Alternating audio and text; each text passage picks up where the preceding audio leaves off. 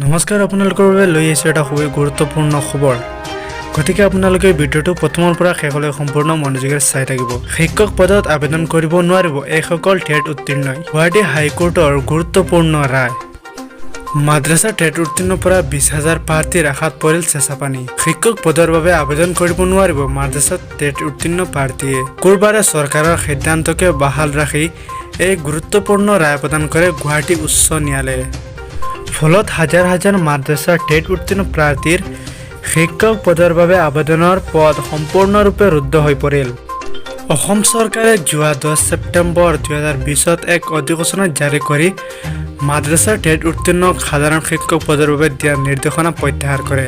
আৰু তাৰ পিছতে নিযুক্তি বঞ্চিত বহু সংখ্যক মাদ্ৰাছা টেট উত্তীৰ্ণ প্ৰাৰ্থী উচ্চ ন্যায়ালয়ৰ দ্বাৰস্থ হৈছিল। কিন্তু অৱশেষত গুৱাহাটী হাইকোৰ্টে চৰকাৰৰ সিদ্ধান্তকে বাহাল ৰাখে। উল্লেখ্য যে 2014 চনৰ অসম চৰকাৰে প্ৰাৰশিক্ষিত শিক্ষানুষ্ঠানসমূহত নিযুক্তিৰ অংশ হিচাপে মাদ্ৰাছাৰ টেট পৰীক্ষা অনুষ্ঠিত কৰিছিল আৰু ফলাফল অনুসৰি প্ৰায় 20,500 গৰাকী প্ৰাৰ্থী পৰীক্ষাত উত্তীৰ্ণ হৈছিল।